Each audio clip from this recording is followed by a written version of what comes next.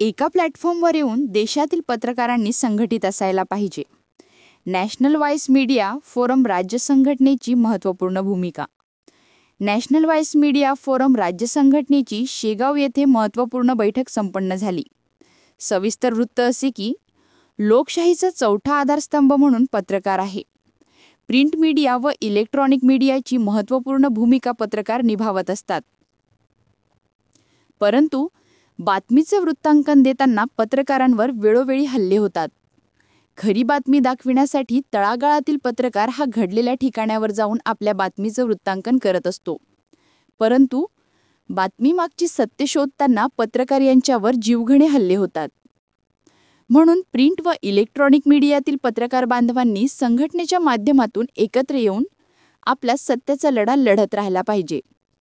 याच अनुषंगाने शेगाव येथे एका महत्त्वपूर्ण बैठकीचे आयोजन करण्यात आले होते.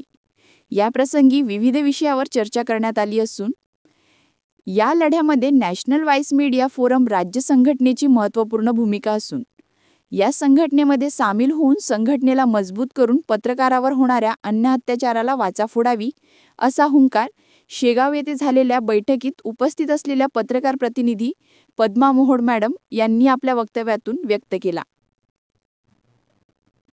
समता न्यूज मराठीसाठी ग्राउंड रिपोर्टर शेगाव. आज नॅशनल व्हॉइस मीडिया फोरमची इथे शेगाव या ठिकाणी मीटिंग ठरवण्यात आली होती. या मीटिंगचा विषय हा होता की जे मुकनायक जो पत्रकार दिवस आहे तो दिवस आपल्याला पत्रकार दिवस म्हणून साजरा करायचा होता. आणि या संदर्भामध्ये जे डिस्कस आहे आमचे अध्यक्ष जे आहेत वानखडे साहेब, तर हा कार्यक्रम कसा घ्यायला पाहिजे आणि पत्रकारांनी कसं काम करायला पाहिजे आणि पत्रकारावर जे अन्याय अत्याचार होतात तर या अन्याय अत्याचाराला वाचा कशी फोडायला पाहिजे आणि कुठले अधिकारी किंवा मग समाजसेवक आहे किंवा मग अदर जे विषय आहेत या विषयाला कशा तऱ्हेने हँडल करायला पाहिजे आणि पत्रकारावर जर अन्याय अत्याचार होत असतील तर त्या अन्याय अत्याचाराला वाचा फोडण्यासाठी संघटना नेहमी सर्व पत्रकारांच्या पाठीशी राहील. या गोष्टीची इथं शाश्वती आमच्या अध्यक्षांनी दिलेली आहे आणि सर्वच पत्रकार इथं पूर्णपणे सॅटिस्फाईड झालेले आहेत आणि या संघटनेच्या संदर्भामधून प्रत्येकाला न्याय मिळेल अशी शाश्वती आज इथे सरांनी दिलेली आहे.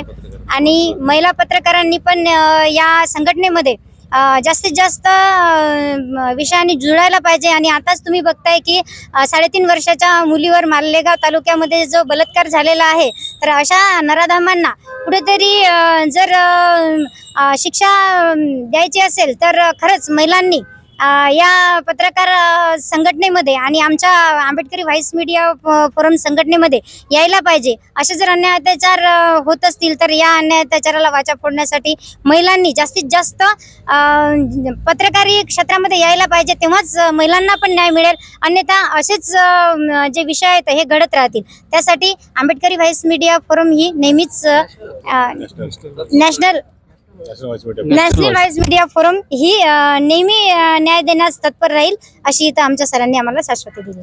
धन्यवाद मॅडम, आपण मुलाखत दिल्याबद्दल.